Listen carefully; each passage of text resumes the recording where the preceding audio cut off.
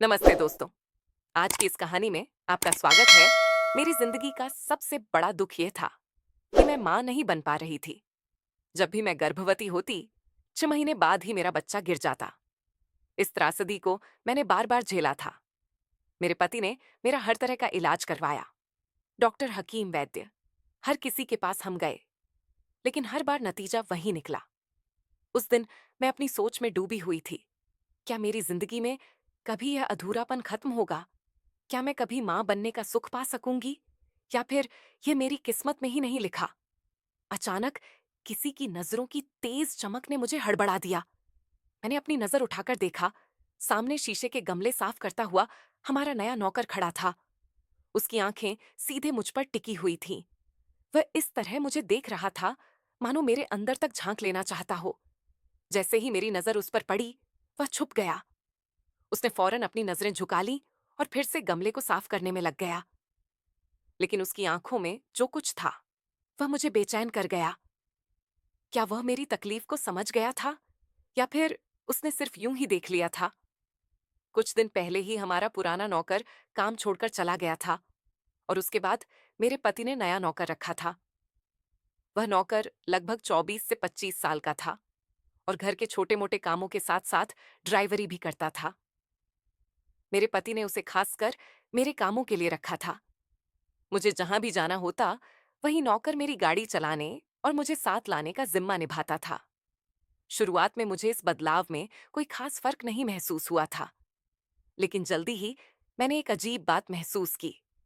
जब मैं गाड़ी की पिछली सीट पर बैठी रहती, तो वह नौकर बहाने बहाने से मुझे घूरता रहता। मुझे पता था कि वह जानबूझकर मुझे देख रहा था, लेकिन जैसे ही मैं उसकी तरफ देखती, वह फौरन अपनी नजरें घुमा लेता। मैं नहीं समझ पा रही थी कि यह उसकी नजरें मेरे प्रति क्यों बदल रही थी, या फिर मैं किसी और वजह से ही उसे बेचैन कर रही थी। लेकिन यह स्थिति मुझे और अधिक असहज करने लगी थी, खास तौर से जब मेरे पति के साथ घर में होने वाली बातचीत बढ़ी। मेरी बीमारी ने उसे मुझसे दूर कर दिया था। वह मुझसे तंग आ चुका था। मेरी यह परेशानी, बार बार गर्भपात होना, उसे भी मानसिक और भावनात्मक रूप से थक चुका था। हम दोनों के बीच अब वह प्यार और समझदारी नहीं रही थी जो पहले हुआ करती थी। वह ज्यादा देर तक मेरे साथ नहीं रह पाता था, और घर की बातों में भी कुछ ना कुछ उलझन रहती थी। मेरे पति को मेरे इस हालात के चलते गुस्सा और परेशानी होने लगी थी, और मैं महसूस कर रही थी कि अब वह मुझसे बेजार हो चुका था। मुझे अपनी ही असहाय स्थिति पर घिन महसूस होती थी। एक ऐसी महिला जिसके पास सब कुछ था, दौलत, शोहरत और एक अच्छा पति, फिर भी वह बच्चा नहीं जन्मा सकती थी। मैंने महसूस किया कि दुनिया मुझसे दूर हो रही थी। जब भी मैं किसी पार्टी या महफिल में जाती, खासकर महिलाओं के बीच, तो मुझे महसूस होता कि वे मुझसे दूर हो जाती थी। मुझे ऐसे महसूस होता जैसे मैं कोई अछूत हूं, खासकर प्रेग्नेंट औरतें। मुझे ऐसे देखती जैसे मैं कोई डायन हूं जिससे उनका बच्चा मर जाएगा। मुझे पता था कि लोग मुझे इसीलिए बर्दाश्त करते थे क्योंकि मेरा पति एक बड़ा बिजनेसमैन था। उसकी पहचान और पैसे के कारण लोग मुझे नजरअंदाज नहीं कर सकते थे। लेकिन सच यह था कि मेरी बीमारी और बार बार होने वाले गर्भपात ने मुझे समाज से दूर कर दिया था। लोग मुझसे बात तो करते थे, लेकिन दिल से नहीं। सिर्फ मेरे पति के पैसे और तात्कालिक फायदे के लिए मेरे पास आते थे। जब भी मैं किसी पार्टी में जाती, मुझे साफ महसूस होता था कि औरतें मुझसे ठीक से बात नहीं करती थीं। वे मुझसे दूर रहने की कोशिश करती थी, जैसे मेरा होना उनके लिए किसी मुसीबत का कारण हो। सबको यह पता था कि जब भी मैं गर्भवती होती, 6 महीने के बाद मेरा बच्चा गिर जाता था। यह किसी औरत के लिए बहुत बड़ी परेशानी होती है। जब एक औरत अपने पेट में अपनी औलाद को महसूस करती है, उसकी धड़कनें और उसकी हलचल, तो वह उससे गहरे रिश्ते में जुड़ जाती है। फिर जब अचानक वह सब कुछ खो देती है, तो यह उसके लिए बहुत दर्दनाक होता है। ये दर्द शारीरिक ही नहीं, मानसिक और भावनात्मक भी होता है। औरत के लिए यह स्वीकार करना मुश्किल होता है कि वह अपनी संतान को जन्म नहीं दे सकती। बार बार ऐसा होने से आत्मविश्वास भी खत्म हो जाता है। मैंने अपने आंसू पोंछे, और घर में करने के लिए मेरे पास कोई काम नहीं था, क्योंकि हर काम के लिए नौकर थे। इसीलिए मैं हमेशा अपनी ही सोच में खोई रहती थी। रात को जब संजय घर आता, तो मेरा चेहरा देखकर उसके माथे पर चिंता के निशान ने लगते थे। संजय मेरे बाबा के साथ काम करता था। मैंने उसे पहली बार मेरे बाबा के ऑफिस में देखा था और फिर मेरे बाबा ने ही इसे मुझसे शादी के लिए कहा। इस पर संजय को कोई ऐतराज नहीं था। हम दोनों की शादी को 7 साल हो गए थे। इस समय में मैंने 4 बार गर्भ धारण किया, लेकिन हर बार मेरा बच्चा गिर गया। संजय ने मेरे इलाज के लिए हर कोशिश की, कोई भी तरीका नहीं छोड़ा। मुझे विदेश भी लेकर गया, लेकिन मेरी बीमारी का कोई इलाज नहीं मिला। अब तो संजय भी मुझसे परेशान रहने लगा था। वह मुझसे कहता था, 7 साल हो गए हैं, लेकिन मैं अब थक चुका हूं। इतनी सारी जायदाद है, लेकिन इसका कोई वारिस नहीं है। मुझे आगे की कोई उम्मीद नहीं है। मैं क्या करूंगा? इतनी संपत्ति का अगर मैं मर गया तो सारा कुछ दूसरों के हाथों में चला जाएगा। आज भी मैं गुमसुम बैठी उसकी बातें ही सुन रही थी। उसे क्या कह सकती थी? पिछले 3 साल से वह मुझे ऐसे ही बातें सुना रहे थे, लेकिन मैं बिल्कुल खामोश थी। इसकी बातों का मतलब अच्छी तरह से जानती थी, जो वह चाहता था। मैं इसकी इजाजत उसे किसी कीमत पर भी नहीं दे सकती थी। वह न साल से मुझे दबे दबे लफ्जों से कह रहा था, लेकिन आज तो जैसे उसने मुझे साफ कह दिया था। कहने लगा, मैं दूसरी शादी करना चाहता हूं। मैं रोने लगी। संजय, ये क्या कह रहे हो? मैंने उसका हाथ पकड़ लिया। मैंने कहा, ऐसा मत करो। तुम क्या समझते हो औलाद के ना होने का? गम सिर्फ तुम्हें है, मुझे नहीं है। मैं अपनी औलाद खो देने के बाद लोगों के इतने घटिया रवैया को भी बर्दाश्त करती हूँ, और ऊपर से तुम मुझ पर एक और जुल्म करने के लिए कह रहे हो। मेरे घर में सौतन लाना चाहते हो। संजय को मुझसे मोहब्बत थी। शायद यही वजह थी कि पिछले 7 सालों से वह मुझे यह बात कहते हुए कतरा ही रहा था। लेकिन वह था तो एक आदमी ही, और वह कुछ भी कर सकता था। मैं अपने घर में किसी भी दूसरी औरत को बर्दाश्त नहीं कर सकती थी, ना ही अपना पति किसी के साथ बांट सकती थी। मुझे बस इसी बात का डर था। वह कहने लगा कि तुम औरतों के पास ये प्लस पॉइंट है कि जरा सी बात पर रोकर अपना दिल का बोझ हल्का कर लेती हो। लेकिन बताओ, मैं क्या करूं? मुझे औलाद चाहिए, वह भी हर हाल में। मैंने अगर और साल बर्बाद कर दिए तो और मुश्किल हो जाएगी। मैंने कहा, संजय, तुमने जैसा चाहा मेरा इलाज करवा दे रहे हो। अभी जो चाहे कर लो। मैंने कभी इनकार तो नहीं किया, लेकिन मुझे इस तकलीफ में मत डालो। इस बार उन्होंने अपना हाथ मेरे दोनों हाथों से खींचा और उठकर बाहर चले गए। मैं पूरी रात रोती रही। सुबह मेरी आंखें बहुत ज्यादा सुजी हुई थी। संजय मेरे उठने से पहले ही जा चुके थे। मैं कमरे से बाहर आई तो नौकर मुझे नाश्ते का पूछने लगी। मैंने कहा, मुझे कुछ नहीं खाना, बस एक कप चाय दे दो। मैं हॉल के सोफे पर ही बैठ गई थी, जहां वह नौकर शीशे की टेबल और गमले को कपड़े से साफ कर रहा था, और मेरी आंखें देखकर कहने लगा कि आपको कोई मसला है, आपके साथ कोई परेशानी है। आप क्यों हर वक्त इतनी उदास रहती हैं? मैंने अजीब अंदाज से उसे देखा। मैंने कहा, अपने काम से काम रखो। मैं कैसी हूं? कैसे नहीं, तुम्हें कोई जरूरत नहीं है इस बात में इंटरेस्ट लेने की। कंधे उचका और गहरी सांस ली। दोबारा से गमला साफ करने लगा। नौकर ने मेरे सामने चाय का कप रख दिया और फिर चले गए। मैंने चाय का कप पकड़ा और पीने लगी।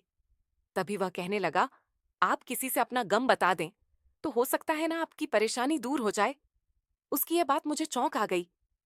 मुझे हैरानी हुई कि वह कैसे जानता था कि मुझे क्या परेशानी है, जबकि उसे तो अभी 1 महीना ही हुआ था घर में काम करने आए। फिर मैंने सोचा कि शायद घर में इतने सारे नौकर रानियां हैं, किसी ने मुझे लेकर बात की होगी। फिर एक और ख्याल आया कि हो सकता है ये किसी पीर फकीर को जानता हो, जो मेरी परेशानी का हल कर सकता है। मैंने उससे कहा, इधर आओ, जरा मेरी बात सुनो। मेरा यह कहना था कि शायद वह पहले से ही इस बात के इंतजार में था। फौरन ही उसने सफाई वाला कपड़ा एक तरफ रखा और मेरे पास जमीन पर आकर बैठ गया। मैंने हैरान होकर उससे पूछा, तुम्हें कैसे पता कि मुझे क्या परेशानी है और मैं क्यों इतनी उदास और परेशान रहती हूं? मेरी बात सुनकर वह थोड़ी देर चुप रहा। फिर उसने धीरे से कहा, पता चल जाता है मुझे। मैम, मुझे आपका हाल देखकर बहुत दुख होता है। फिर वह थोड़ा रुक कर बोला, यह बात आपकी नौकरानी ने मुझे बताई थी। मैंने उसकी बात सुनकर चुपचाप सिर झुकाया और फिर कहा, तुम्हारे पास इस परेशानी का क्या हल है? मेरी बात सुनते ही उसकी नजरें झुक गईं। कुछ देर तक वह खामोश रहा। फिर उसने कहा, परेशानी का हल तो है, लेकिन आप शायद यह काम नहीं कर सकती। मेरे मन में इस बात से खलबली मच गई। मैंने उसे घूरते हुए कहा, ऐसा भी क्या काम है जो मैं नहीं कर सकती? तो मुझे बताओ। उसकी बातें मुझे चौंका रही थीं और मैं जानना चाहती कि वह क्या बात करने जा रहा है। वह अचानक खड़ा हो गया और बोला, मैम मुझे पूरा यकीन है कि आप वह काम नहीं कर सकती। ये कहते हुए वह बिना कुछ और बोले जल्दी से वहां से चला गया। मैं उसे जाते हुए देखती रही और मेरे मन में कई सवाल उमड़ रहे थे। भला ऐसा क्या काम हो सकता है जो मैं नहीं कर सकती? मेरे दिमाग में यह ख्याल आ रहा था और मैं खुद को उस सवाल के जवाब के लिए तैयार कर रही थी। मैंने कई बार कोशिश की थी, डॉक्टर से लेकर एम और यहां तक कि पीर फकीरों तक से इलाज करवाया था, लेकिन कोई भी इलाज मुझ पर असर नहीं करता था। फिर भी एक पढ़ी लिखी महिला होते हुए भी मैं कई बार पीर फकीरों के पास गई थी। मैंने जो कुछ भी मुझे बताया गया, मैंने किया। उन्होंने जो तरीका बताया, मैंने उसे अपनाया। लेकिन आखिरकार मुझे हर बार वही निराशा ही हाथ लगी। अब मुझे ये समझ में नहीं आ रहा था कि वह नौकर ऐसा क्या जानता था और क्या वह सचमुच किसी हल के बारे में बात कर रहा था या फिर बस मुझे बहलाने की कोशिश कर रहा था। इंसान उम्मीद पर ही जिंदा रहता है। यही सच है जब उसे लगता है कि शायद कोई रास्ता उसे दिखे तो उसकी उम्मीद फिर से जिंदा हो जाती है। मुझे भी उस वक्त एक नई उम्मीद से मिल गई थी। मैं सोचने लगी थी कि शायद वह नौकर मुझे जो इलाज बताना चाहता है वह मेरी परेशानी का हल हो। एक छोटी सी उम्मीद, एक छोटा सा विश्वास जो मेरे दिल में जागा था, वही मुझे हर दर्द और हर तकलीफ से बाहर निकालने का एक मौका दे सकता था। मैंने तय कर लिया था कि जो भी वह बताने वाला है, मैं वह जरूर करूंगी। उस समय मुझे बस एक चीज की उम्मीद थी और वह थी मेरा इलाज। अब मेरे मन में एक नई उम्मीद पलने लगी थी और मैं उस रास्ते पर चलने को तैयार हो गई थी जिसे वह नौकर सुलझाने वाला था। लेकिन एक और परेशानी थी जो मुझे बहुत परेशान कर रही थी। वह परेशानी यह थी कि मेरे पति संजय ने मुझे खुद से दूसरी शादी करने की बात कही थी। उन्होंने कहा था कि अगर मैं अपने इलाज से ठीक नहीं होती तो वो औलाद के लिए दूसरी शादी करेंगे। यह बात मुझे अंदर से चीर रही थी। मैंने अपनी पूरी जिंदगी अपने पति के साथ बिताने का सपना देखा था और अब यह बिखरता हुआ सा लगता था। मुझे समझ में नहीं आ रहा था कि मैं क्या करूं। मुझे किसी भी हालत में औलाद चाहिए थी, चाहे मुझे कोई भी रास्ता क्यों ना अपनाना पड़े। लेकिन एक और बड़ी बात यह थी कि मैं अपने पति को छोड़ नहीं सकती थी। मैं किसी दूसरी औरत को अपनी जगह नहीं लेने दे सकती थी। अगले दिन जब मैं शॉपिंग के लिए घर से निकली तो उसी नौजवान ड्राइवर, मुझे तो बस वह लड़की संजय के साथ खड़ी हुई। बर्दाश्त नहीं हो रही थी। मेरी बात सुनकर वह लड़की फौरन वहां से चली गई। इसके बाद संजय ने मुझे बाजू से पकड़ा और मुझे मॉल से बाहर ले आया। वह नौजवान लड़का भी हमारे पीछे पीछे पीछे आने लगा। संजय ने मुझे गाड़ी का पिछला दरवाजा खोलकर अंदर की तरफ धकेल दिया और खुद ही मेरे बराबर में बैठ गया और इस लड़के से कहने लगा, गाड़ी चलाओ। वह चुपचाप गाड़ी चलाने लगा। मैं रोने लगी। मैंने कहा कि संजय, मैं तुम्हें किसी कीमत पर दूसरी शादी नहीं करने दूंगी। संजय मुझे जहर भरी नजरों से देख रहा था और गुस्से से कहने लगा कि तुमने पहले ही मेरा शॉपिंग मॉल पर बहुत तमाशा बना दिया है। गाड़ी में चुपचाप बैठी रहो, वरना यह ना हो कि मेरा तुम पर हाथ उठ जाए। संजय का यह कहना था कि गाड़ी को एकदम ब्रेक लगी थी। झटके से गाड़ी रोकने की वजह से मैं और संजय आगे की तरफ आ चुके थे। संजय इस लड़के से कहने लगा, क्या तुम पागल हो गए हो? गाड़ी क्यों रोकी है? तुमने वो पीछे पलटकर देखने लगा। कहने लगा, साहब जी औरत से ऐसी बातें नहीं करते मैडम। परेशान है, आप उन्हें आराम से भी समझा सकते हैं। मैं ये नहीं समझ पा रही थी कि इसने संजय से ऐसा क्यों कहा। ये मेरा और संजय का मामला था। वह कौन होता है? ये सब कहने वाला यही हाल संजय का भी था। इससे पहले ही मुझ पर गुस्सा था और नौकर से कहने लगा, अपनी औकात मत मत भूलो। तुम मुझे सिखाओ कि मुझे अपनी बीवी से कैसी बात करनी है। अपने काम से काम रखो और गाड़ी चलाओ। वह लड़का भी काफी गुस्से में था। उसने इस बार बड़ी तेज स्पीड में गाड़ी चलाई थी। जैसे ही हम बंगले के अंदर दाखिल हुए, संजय मुझे कमरे में ले गए। कहने लगे, क्या चाहती हो तुम? अगर तुमने ऐसा ही तमाशा लगाए रखा तो मैं सचमुच शादी करके किसी लड़की को यहां ले आऊंगा। मैंने कहा कि मत भूलो कि जिस जायदाद पर तुम इतना अकड़ रहे हो, ये सब मेरी है। ये बिजनेस मेरा है, ये बंगला भी मेरा है। आज तक मैंने संजय से ये बात नहीं जताई थी। लेकिन अब जता रही थी। मैंने कहा, तुम शायद भूल चुके हो कि तुम मेरे बाबा के साथ काम करते थे। मेरे मुंह से सुनकर वह कहने लगा कि बड़ा घमंड है तुम्हें अपने पैसे पर इस घर पर। फिर वह मेरे पास आए और चिल्लाकर कहने लगे, तुमने मुझे दिया ही क्या है? एक औलाद तक तो तुम मुझे दे नहीं सकती। तुम्हें अपने पैसे पर इतना ही घमंड है तो ठीक है, मैं तुम्हें तलाक देता हूं। ये सुनकर तो मुझे लगा कि मुझ पर किसी ने आसमान गिरा दिया हो। मैं संजय से कोई भी उम्मीद कर सकती थी, लेकिन तलाक की तो हरगिज नहीं। मिनट में ही उसने मुझे तलाक दे दी और चला गया। कहने लगा, संभालो, अपना घर और अपना कारोबार में भी देखता हूं। तुम कैसे सब कुछ संभालती हो? मुझे पैसों की कमी नहीं है, मैं बहुत पैसे बना चुका हूं। ये कहकर वह घर से निकल गया और मैं यूं खड़ी थी जैसे कोई पत्थर की मूरत हो। मुझे सदमा ही बर्दाश्त नहीं हुआ। मैं वहीं गिर के बेहोश हो गई। जब मुझे होश आया तो मैं अपने बेड पर लेटी थी और डॉक्टर मुझे चेक कर रहे थे। वह नौकर और घर की नौकरानी भी मेरे कमरे में मौजूद थे। डॉक्टर ने मुझे होश में देखा तो पूछने लगे कि आपको क्या हुआ था। मैं इसे क्या बताती कि मैं क्या खो चुकी थी। मैंने कोई जवाब नहीं दिया। टुक कुछ दवाई लिखकर कहने लगे कि ये दवाई मंगा लो, आप ठीक हो जाएगी। डॉक्टर घर से जा चुके थे। इस लड़के ने इस घर की नौकरानी से कहा कि मैडम के लिए फ्रेश जूस लेकर आओ। वह नौकरानी भी कमरे से बाहर निकल गई। वह लड़का चलता हुआ मेरे पास आ गया। कहने लगा, मुझे पता है आप बहुत बड़े सदमे से गुजर रही हैं। यह बात सुनकर मैंने हैरत से उसकी तरफ देखा था। वह कैसे जानता था? क्योंकि जो बातें संजय ने मुझे कही थीं, वह कमरे में कही थी। मैंने ने कहा कि तुम ये सब कैसे जानते हो? मेरा लहजा बिल्कुल टूटा हुआ सा था। कहने लगा कि मुझे आपकी फिक्र थी, इसलिए मैं लच में आ गया था और आपके कमरे के पास खड़ा हो गया था, क्योंकि साहिब जी भी गुस्से में थे और आप भी मुझे डर था कि साहब जी कहीं आप पर हाथ ना उठाए। इसीलिए आपके बीच होने वाली बातें मैं सुन चुका था। मैं रोने लगी। मैंने कहा, अगर मेरी औलाद होती तो संजय मुझे कभी ना छोड़ता। वह कहने लगा कि अगर आप इलाज कराए तो आपको औलाद हो सकती है। मैंने कहा, अब मैं क्या करूंगी? कैसे इलाज करवाऊंगी और किसके पास जाऊंगी? संजय ने तो मुझे तलाक दे दिया है। वह थोड़ी देर चुप रहा। फिर उसने कहा, आप मुझसे शादी कर लें, आपको आपके हर सवाल का जवाब मिल जाएगा और औलाद भी मिल जाएगी। ये सुनकर मैं हैरान रह गई। पहले जब मैंने उससे इलाज के बारे में पूछा था तो वह हमेशा इनकार करता रहा था। अब जब संजय ने मुझे तलाक दे दिया है तो वह कह रहा था कि अगर मैं उससे शादी कर लूं तो मुझे औलाद भी हो जाएगी। मेरे सिर में उसकी बातों का गूंजने लगा था। क्या यह सच हो सकता था? मेरी पूरी दुनिया जैसे उलझ सी गई थी। मैंने उसे कमरे से बाहर भेज दिया, लेकिन पूरा दिन यही सोचते हुए बीत गया कि क्या यह सही होगा? अगर मैं उसकी बात मान लूं तो क्या मुझे औलाद मिल सकती है? गुस्से में आकर संजय ने मुझे तलाक दे दिया था, लेकिन अगर यह लड़का सही में मुझे औलाद दे सकता है तो शायद कोई हर्ज नहीं होगा। अगर मुझे औलाद मिल गई तो मैं उससे तलाक ले लूंगी और फिर से संजय से शादी कर लूंगी।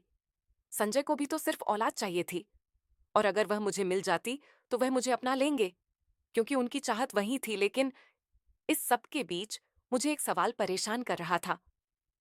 क्या मुझे सच में इस लड़के पर भरोसा करना चाहिए और उसकी शर्त माननी चाहिए? मैंने इस नौकर से कहा, मुझे तुमसे शादी करने में कोई दिक्कत नहीं है। यह सुनकर वह खुशी से झूम उठा। उसी शाम मेरी शादी सोहन से हो गई थी, जिसका नाम आज मुझे पहली बार पता चला। मैं बहुत ज्यादा तैयार नहीं हुई थी, क्योंकि यह मेरी कोई ख्वाहिश नहीं थी, बल्कि यह तो एक मजबूरी की शादी थी। रात को जब वह मेरे कमरे में आया तो मेरा दिल तेजी से धड़कने लगा, लेकिन यह डर की धड़कन थी, मोहब्बत से नहीं। एक औरत के लिए अपनी जिंदगी में किसी दूसरे आदमी को शामिल करना शायद बहुत मुश्किल होता है, और मैं भी उसी दर्द और परेशानी से गुजर रही थी। बस वह अपना हक मुझसे सूल चुका था और मुझे उस रात सब कुछ अजनबी सा महसूस हो रहा था। लेकिन हैरत तब हुई जब 1 महीने बाद ही मुझे एहसास हुआ कि मैं प्रेग्नेंट हूं। ये मेरे लिए खुशखबरी थी, लेकिन फिर वही डर सता रहा था कि कहीं 6 महीने बाद फिर से मेरा बच्चा गिर ना जाए, जैसा हमेशा होता आया था। लेकिन इस बार ऐसा नहीं हुआ। मैंने एक बेटे को जन्म दिया। मैं बहुत खुश थी, लेकिन फिर से वही सवाल मेरे दिमाग में चलने लगे थे। आखिर उसने मुझसे ऐसा क्या किया कि इस बार मुझे एक जिंदा बच्चा हुआ है क्या? यह उसकी कोई किसी तरह की चाल थी? क्या मुझे इस बात पर यकीन करना चाहिए कि सोहन ने सच में कुछ किया था, या फिर यह सिर्फ एक इत्तेफाक था? मैंने सोहन से इस बात का जिक्र किया तो वह मुस्कुराकर कहने लगा, आपको औलाद चाहिए थी, वह मिल गई है तो फिर क्यों परेशान हो रही है? उसकी बातें सुनकर मेरा दिल और भी ज्यादा उलझन में पड़ गया। मैंने फिर कहा, ऐसा करो, मुझे तलाक दे दो, मैं तुम्हारे साथ नहीं रहना चाहती हूं। यह सुनकर उसने मुझे बड़े गुस्से से देखा। मैंने फिर कहा, मैं संजय से मोहब्बत करती हूँ, मैंने तुमसे सिर्फ औलाद के लिए शादी की थी। मैं देखना चाहती थी कि क्या वाकई तुमसे शादी करने से मुझे औलाद हो जाएगी, क्या मैं मां बन सकती हूँ या नहीं। और अब मैं मां बन गई हूं, अब मुझे तुम्हारे साथ नहीं रहना है। वह मुझे बड़े गुस्से से देखता रहा, फिर बोला, जिस धोखेबाज के साथ आप रह रही थी वह खुद ही आपसे नहीं चाहता था। हर 6 महीने बाद वह आपको ऐसी दवा देता था जिससे आपका बच्चा खत्म हो जाए। यह सुनकर मैं हैरत से उसे देखने लगी। मैंने कहा, तुम झूठ बोल रहे हो। वह कहने लगा, मैं सच कह रहा हूं, आपके पति ने आपसे सिर्फ पैसों के लालच में शादी की थी। उनके पास जरिया कम था और वह एक कामयाब बिजनेसमैन बनना चाहते थे, लेकिन आपको वह सिर्फ एक साधन की तरह इस्तेमाल कर रहे थे। वह आपसे मोहब्बत नहीं करते थे। मोहब्बत तो उस लड़की से करते थे जिसे आपने मॉल में उनके साथ देखा था। आपके पति ने सिर्फ आपके पैसे का इस्तेमाल किया है और इस पैसे से उन्होंने ठीक ठाक रकम इकट्ठी कर ली है। आपको ना तो औलाद चाहिए थी और ना ही आपका साथ चाहिए था। उसकी बातें मेरे लिए एक झटका जैसी थी। मैं पूरी तरह से हिल चुकी थी, क्योंकि जो कुछ भी उसने कहा वह बहुत चौंकाने वाला था। मुझे यकीन नहीं हो रहा था कि जो इंसान मैं अपने साथ था वह इतना झूठा और बेरहम हो सकता है। उसने मुझे फोन थमा दिया जिसमें एक वीडियो थी। वीडियो में अजय फोन पर उस लड़की से बातें कर रहा था और वह कह रहा था, अब मैं कामयाब हो गया हूं। मेरे पास इतनी दौलत है कि अब ना तो मुझे तुम्हारी जरूरत है और ना ही तुम्हारे किसी एहसान की। सोहन कहने लगा, ये सब बातें मैंने जब यहां नौकरी शुरू की थी तब सुनी थी, इसीलिए मुझे आपसे हमदर्दी हो गई थी। कब ये हमदर्दी प्यार में बदल गई मुझे खुद भी नहीं पता। आप बिल्कुल ठीक कह रहे हैं, आपका पति ही आपके साथ वफादार नहीं था। अब क्या आप इस आदमी के साथ रहना चाहती हैं? सोहन यह कहकर कमरे से बाहर चला गया। मैं उसकी बातों पर सोचने लगी और फिर महसूस किया कि मेरी जिंदगी में अब कुछ बदलाव आ गया था। अब मैं उसी के साथ रहने लगी थी, क्योंकि जो आदमी मेरे साथ जबरदस्ती नहीं रहना चाहता था उसके साथ रहने का कोई फायदा नहीं था। मेरे लिए यह फैसला आसान नहीं था, लेकिन जब इंसान खुद को नजरअंदाज कर चुका हो तो उसे किसी और के साथ रहकर अपना जीवन फिर से संजीवनी देना सबसे सही रास्ता लगता है। सोहन ने मुझे समझा, मुझे सहारा दिया और अब मैंने महसूस किया कि शायद मेरे लिए यही सही था। कहानी का यह मोड़ मेरे लिए एक बड़ी शिक्षा लेकर आया। मैंने सीखा कि हमें कभी भी अपने आत्मसम्मान और खुशियों को दूसरों की उम्मीदों पर नहीं छोड़ना चाहिए। हम अपनी जिंदगी के फैसले खुद ले, क्योंकि सिर्फ हम ही जानते हैं कि हमें क्या चाहिए और हमारे लिए क्या सही है। जब मैं संजय से प्यार करती थी तब मैंने अपनी पहचान को खो दिया था। मैं सोचती थी कि अगर मैं औलाद पैदा कर सकती हूं तो सब ठीक हो जाएगा, लेकिन मैंने महसूस किया कि खुद के लिए जीने का मतलब किसी को साबित करने का नहीं होता, बल्कि खुद से प्यार करने का होता है। सोहन से शादी करने के बाद मुझे यह समझ में आया कि किसी के साथ रहने का मतलब ये नहीं होता कि हमें अपनी जिंदगी के बाकी हिस्सों को समझौते के रूप में जीना पड़े। हमें अपने हक में फैसले लेने का अधिकार होता है और हमें उन फैसलों पर अडिग रहना चाहिए जो हमारी खुशियों के लिए बेहतर हो। मैंने यह भी सीखा कि किसी के साथ धोखा खा जाने का मतलब यह नहीं होता कि हम अपनी पूरी जिंदगी किसी के साथ बर्बाद कर दें। हमें अपने आत्मसम्मान को हमेशा प्राथमिकता देनी चाहिए और जब कोई रिश्ते में नहीं रहना चाहता तो हमें उसे छोड़ने का साहस जुटाना चाहिए। यह कहानी मुझे यह भी सिखाती है कि जीवन में संघर्ष और परेशानी से निकलने के बाद हमें अपने आप को पहले से ज्यादा प्यार करना चाहिए। ये खुद से प्यार करने का समय होता है और यही वह बिंदु होता है जहां हम अपनी खुशियों को खोज सकते हैं। तो दोस्तों, आपको यह कहानी कैसी लगी कमेंट करके जरूर बताएं। अगर आपको यह कहानी पसंद आई हो तो इसे लाइक करें और अपने दोस्तों के साथ शेयर करें। आगे भी ऐसी ही रोमांचक कहानियों के लिए हमारे चैनल को सब्सक्राइब करें और बेल आइकन दबाना ना भूलें ताकि आप हमारी कोई भी कहानी मिस ना करें। धन्यवाद।